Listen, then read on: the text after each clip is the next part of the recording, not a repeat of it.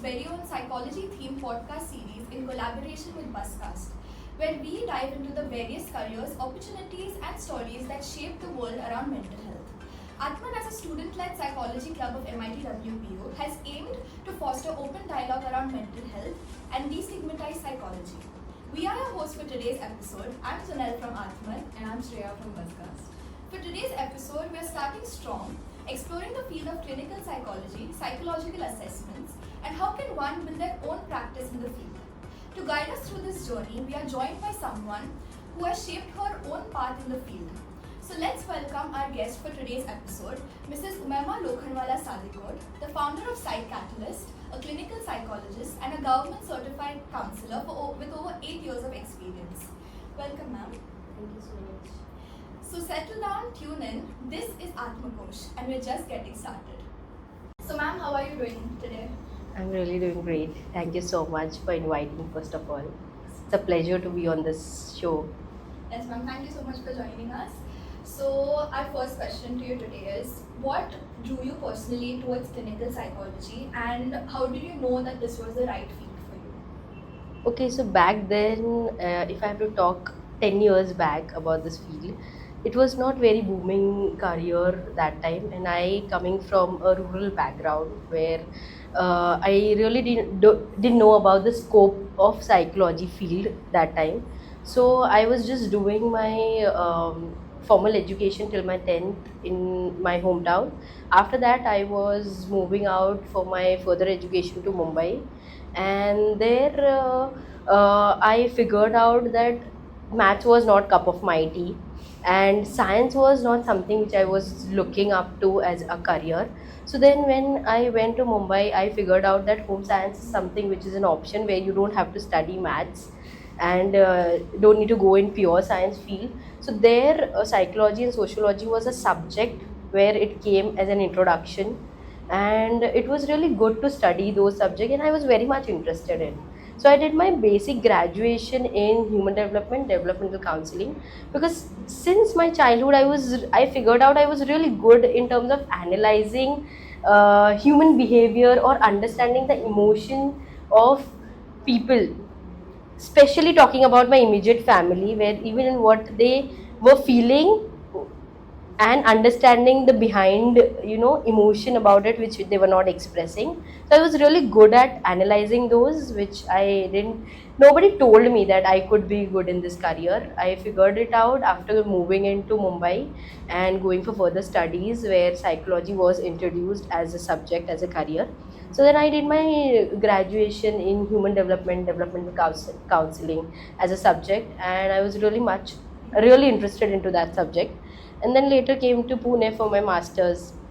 So though I had my graduation in human development, I thought why not explore clinical field, that will really add value to what I am practicing. Well, I'll have a base of counseling, and at the same time the clinical study would really help me to practice in future. So that's how I landed up in psychology field and later started practicing in the field. Ma'am, I think as a science student, we don't like maths either. But yeah. Also, could you break down what clinical psychology is and the emerging avenues of it? Yeah, so basically, unlike other fields, we do have allied fields when we do our masters. We do have a lot of specializations when we talk about psychology. So it totally depends, as a student, it totally depends on what population you need to work in and what setup you really want to work in when you're practicing. Because, see, when we talk about career, it's just 5 years of formal education, but when we are going to be in field, it's like almost 30 years you're going to spend in that field. So it should be a wiser call when you're going to decide about your career.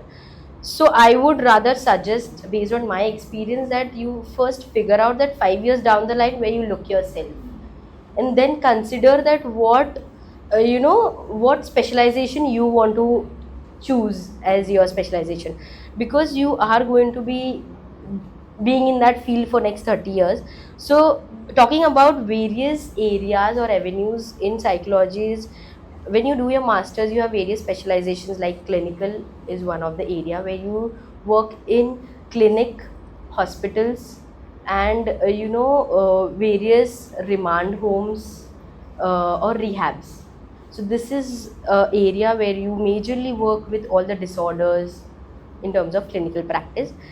Counseling is one of the area where you work on day-to-day related issues of behavioral or emotional aspect of human, where it could be anxiety, depression, which does hamper your day-to-day functioning, or your cognitive distorted thought, which doesn't let you sleep properly, or your eating habits are being disturbed because of that.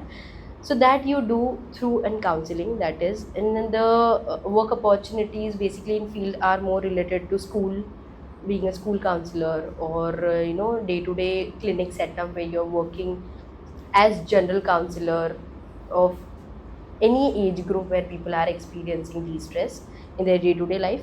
One area is about industrial part, where you are more focusing on the organizational development and employee well-being programs in the industry setup. So these are broad 5 areas, and I have done my master's in clinical psychology, where I majorly focus on the diagnosis part of it in terms of the disorders which comes. Yes. So, given your experience in psychological assessments and testing, could you explain what does it mean when people use the term like to develop or administer a test? Yeah, so that's totally a different area, which is the specialized people who are into research are called psychometrician. They majorly focus on tool development, which is backed with a lot of research, and so in this, where based on the need analysis, you see that which area, if it is industrial related, it's more on what is the need analysis of that particular organization. You get certain requirements, and on that you develop certain tools. So I have worked on various industrial project for tool development. It could be related to career guidance, or when you have to develop an integrity test for any of the organization, if there are a lot of dropouts from the organization, so how you can sustain that or retain that in terms of a lot of dropouts. So to understand human behavior, so we first figure out that what factors or what areas we want to analyze, and based on that we develop, there are certain research projects, stages that we work on, and then we develop a tool in Could terms you, of psych. could you explain a certain tool or test that you have already administered before?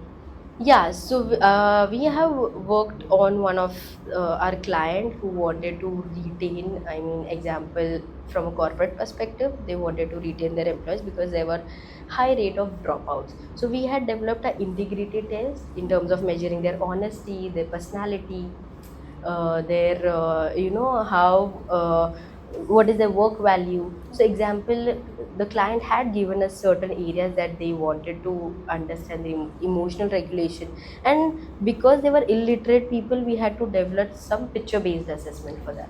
So there are a lot of methods that we can use when we are developing a tool. It could be picture based, it could be a video based, it could be an assessment where if the population is literate, they can read, can based. So there are various methods that we can use for And could you give us any real life example, any personal experience where like where psychological testing like significantly helped like a client or a school or organization? Yes, so in my practice of 8 years being in this field, now at least people are aware and they do want to work on the challenges that they're going through. And me being working in specialized in child development area and working with various schools in Pune, I had recently got a client who was in 8th grade. It was a late diagnosis, but then she came to me for testing of learning difficulty, and she was majorly having issues in terms of spelling mistakes, and academic low scores in academics, especially in maths. So based on the concerns and problem, we usually note down the case history taking, and based on the case history, we figure out that which all psychometric tools or assessment that you are going to use for diagnosis purpose. So I had done a cognitive assessment and an achievement assessment to understand the gap between the ability and the achievement, why she's scoring low. And based on this assessment, it really helped us to understand the gap, and we gave certain concessions in school. Based on the report, there were certain school concessions which was being provided to her, extra time in exam, modified question paper because her working memory score was low, example. So based on that, she had got low score in her maths. So based on the profile, it was very much helpful to channelize her intervention program and how she should go ahead. So in boards also, she got a little concession of modified question paper as well as extra time. And that really helped her keep up the motivation to study further and get good marks. So, how is the demand for this field increased over like your learning period? I think people have become more aware of, as you said, the need of these. Yes, yes. See, earlier when I look back during our times, people were not aware. Parents were not aware. They used to label, like मेरा बच्चा, he's very mischievous. बहुत मस्तीखोर है. He doesn't read, or he can do it, but he's not doing it. So these were certain misconceptions which parents were just labeling it and ignoring it, and not taking care of or tapping the actual problem or concern the child is going through. But now, as we go ahead, we have social media, we have various platforms where parents are quite aware about certain behavioral issues if child is going through, academic issues the child is going through. So based on this, they do consult the expert who are clinical psychologist or psychologist, and on this basis, after the diagnosis, a right intervention has been provided or a right help has been provided, which earlier used to not happen, and people used to struggle a lot, and that is why they used to take a lot of time in finishing their formal education. There were a lot of dropouts in terms of career opportunities also, or finishing their formal education. So now after diagnosis we can really work on the intervention, and that really helps in terms of people channelizing their careers as well. It's like saying you can't ask a fish to climb a tree. Right? Yeah, Everyone has exactly. different- Right. Rightly said. So, ma'am, since you have your own practice, it's called Psych Catalyst. Yes. So, what are some challenges that you faced while building your practice, and how did you overcome them? Yes. So I would really motivate people from psychology, or who are studying, to ultimately start with their own practice. But before that, it's very important to first understand that what area you want to work in, and get some hands-on experience. Because see, in this field also, people do trust the ones who have gray hair, to be very honest. Even to go to a fresher, I really had this experience during when I started my practice, and I had a client who was like around 40-45 years of age, and he or she came through a reference where they thought that they need counseling. So then when they came and they looked at me and they're like, how is she going to help me? She's so young. How is she even going to understand my problem?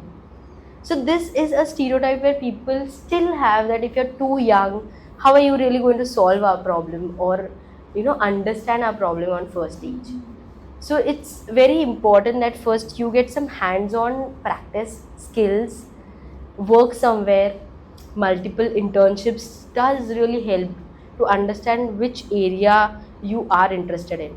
Because when we talk about psychology, there are a lot of areas. You can work in clinic setup, you can work in school as a school counselor, you can work in a rehab, you can have your own startup. So there are a lot of multiple areas that you can work in. So it's always better. There's a research, which is one of the avenue that you can work in back end. So if you're not somebody who's very comfortable taking up client, or you feel traumatized, you're very sensitive in terms of dealing with somebody's when you hear, you get empathetic stress. So you cannot do counseling. So first you understand what you're good at. If you're analytical, if you're good with decision making, problem solving, you're very good with research, you can choose up that area in psychology field. So that's where if you do internship in multiple areas, that will really help you to figure out that what area I really need to work in as a further practice. For someone who is not from this background, how do we connect with this field? So connect in what sense? Like maybe learn about it, research about it, get into the specifications of it. Yeah, so there are a lot of multiple short courses, counseling skill courses. Because yes, when we are practicing now, a lot of corporates are also jumping in this field because to understand the human part of it from sales. Example, they want to understand what is the human psychology in terms of selling things. Because when we were, I do take industrial projects also, so we had got requirement from, example, one of the company which I officially cannot take names, but to understand the habit of people ordering things. So there is a pattern which usually human follows. So to understand a human psychology behind it, there are certain research, back-end research in form of games or something that we can develop for industries to come up in terms of human psychology. Consumer science is like behavioral science perspective. So there are a lot of avenues now. People are quite aware, and even industry. There is a lot of scope of industrial psychology as well in terms of this mental health field, and it's not just limited to clinical or counseling as a specialization. So when you were coming up with your own practice, um, like how did you come up with psychiatrist? Oh yes, there's so basically I started working after my masters. I did a lot of internships to understand which area really I'm fascinated about in terms of further work, and I did almost 4 years of job in a startup company where I had to take multiple roles. I was taking up certain skill based courses, lectures for skill based courses. I was taking walk in clients. I was taking workshops. I myself did a lot of certification for tool assessment, like when you have to jump in assessment. So clinical practice is all about diagnosis. For diagnosis, we need certain tools or assessments, tests that we usually use. So for those tests, we really need hands-on practice and certification to administer, score, and make a report out of it. So all those I have got a lot of exposure in my earlier career in those areas for good 4 or 5 years, and later then one fine day I just randomly sat and decided to make a logo, and I just thought of not going and again going for another interview and working somewhere. So that really it was a baby step, but it really helped me to then take one step. It was very organically I did Very not go. impulsive. Yes. And then that's how slowly it was a very slow process, because it was all by myself. I did not take any multiple help in terms of setting up as a formal setup. So that's how it just started, and it's been like 4 or 5 years now as psychiatrist. So what kept you going? Like because students nowadays they plan to start their own career, like down the line. So and like somewhere I feel that nowadays people give up very easily because they see that maybe the career is not going anywhere. So they just leave it somewhere in the middle and then it's forgotten. So what kept you going? What gave you the strength to continue and pursue this passion of yours? Yeah, so basically there were honestly a lot of ups and downs, and when you start your own business, it's not the same day every day. So yeah, there were really low days sometimes, because it does take time to settle down, especially in mental health field where people are reluctant to get certain services. But yes, I would rather say being consistent and dedicated, that I really want to do it and I have certain goals, planning some short term goals and trying to achieve it. That's what kept me going. That's really commendable, yeah, because I think as a student, we're always scared of the future. Like, kya Yeah, hoga, kya hoga, yeah. all of this keeps running through it, and then sticking to it is what matters really. But then, what are some qualities or skills that you think people should adapt in order to start I this would career? rather say that what I have recently observed is people are very specific that I want to do this, I don't want to do this, even if there is an opportunity. But what I had practice is I just said yes to all the opportunities that came to my way. That is why if you look at my profile, I'm into research, I'm into school, giving services in school. I'm also into clinic setup where I have walk-in clients and research-based project. So there's a lot of multiple areas that I'm working in, because I just said yes to whatever came all the way. But when I interacted with few of the students recently, they were very specific. I want to go in this field, I don't want to go in this field, by not just experiencing about it. They don't have any experience, they did not take any exposure in that particular area. Still, just deciding it that I really don't want to go in this field. That's what. But sometimes when I do career guidance also, people are amazed to see a profile where they are very good in creativity, but they never had an exposure to be creative. That is why they never figured out that they are creative. In similar line, unless you jump into it, sometimes you have never figured out that that is meant for you.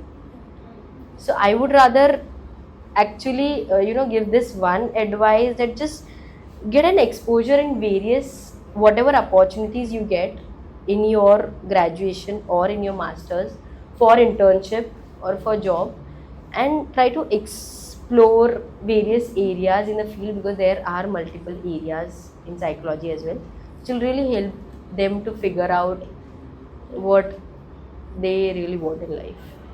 So, ma'am, now with the advent of technology, especially AI, many students nowadays, instead of actually learning, they just put it on ChatGPT. They get whatever information. It might be authentic, it not might be authentic. So, like, what would you want the students to watch out for in the future In terms of in terms of AI? yes, see, AI is really helping in a lot of area. It does help you, but AI cannot replace a human being. So when you have to connect one on one, now if you see in a era of AI, there are a lot of online counseling, digital platforms where online counseling has been done. And I have got few clients, they are still reluctant to go for an online counseling, because they feel, I want to come and connect with you one on one. That's where I feel I'll be able to connect better, rather than connecting it online through an Zoom or Google Meet and doing in counseling. So if you see, 50 to 60% people are still not very comfortable with online. But yes, we have come a long way where counseling, testing, a lot of things have happened on a digital platform, which does help in certain way. Like if we talk about the clinical practice, there are certain assessments which have come online, which earlier it was a proper paper pencil test, but now it is online, so you get real time generated reports, and it does really help in terms of the calculation and the tasks that earlier the psychologist had to do. So it does help in a But lot of ways. what is the reliability of those online assessments? Like, can they are they considered or are they not? See, it totally depends on how good the research is being done Okay. and how valid the tool is in terms of reliability, validity, and standardization process. Okay. So whenever we are developing a tool, there are a lot of tool in market which are online, and a very good brands, international brands, that we are also using it. So it totally depends on how good is the research being done and how standardized the research is. So you can do it online platform. It's just a platform being used to administer those tests and get a real-time generated report. So it's not AI based. It's more of standardized tool which is been done with a lot of research. Just one last question for you guys.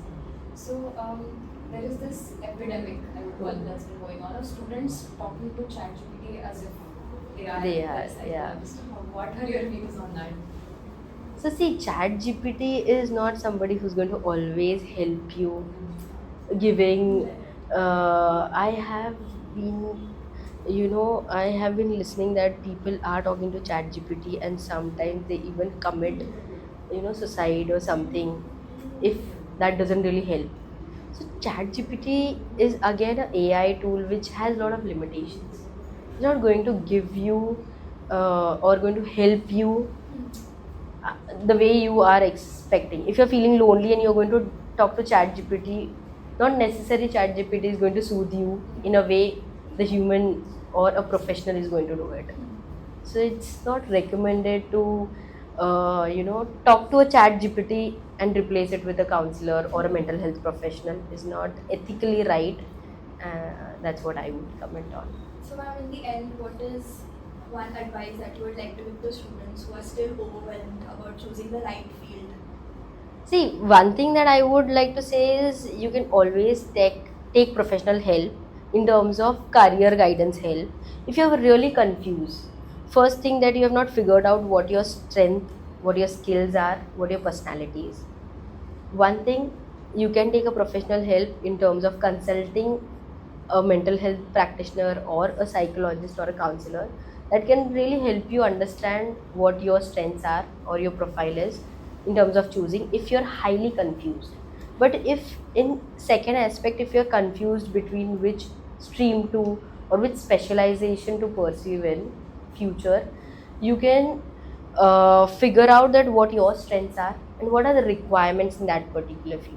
Because example, if you want to go on the clinical side of science, how sensitive are you, how emotional are you, can you are you empathetic enough in terms of actively listening, what all qualities do you have, are you on the research side, are you on the human side where you like, where people do feel good after talking to you, or you are a good listener, a little non-judgmental. So all those qualities really matter in terms of wisely taking a decision about your career. So if you're somebody who is looking for what your values are, basically, you can more focus on what your values are, what you value. Are you going to, are you somebody who is looking for earning well and not into a lot of social work at times? So you can think of corporate or industrial psychology. But you are somebody who more focuses on the well-being, on work on the humanistic part of mental health. You can focus more on the counseling, therapy. If you're very analytical and problem solving skills, decision making skills, and good with stats and all those things, you can think of a research, because nowadays research is also a booming career in mental health in terms of all the age spectrum from childhood till old age. Yes. Thank you. So that's a wrap on today's episode of Atmakosh. Thank you, Ma'am, for joining us today and giving us such practical insights into the field. And to our audience, if this conversation sparked a thought, a question, or a new career idea, that's exactly what we hope to create here. In the end, we want this podcast to be a dialogue and not a monologue, so we would love to hear from you. What topics should we explore in our next episode? Let us know in the comments. And don't forget to like and subscribe to Atmakosh. And thank you for listening and supporting Atman. We shall see you in the next episode. Thank you.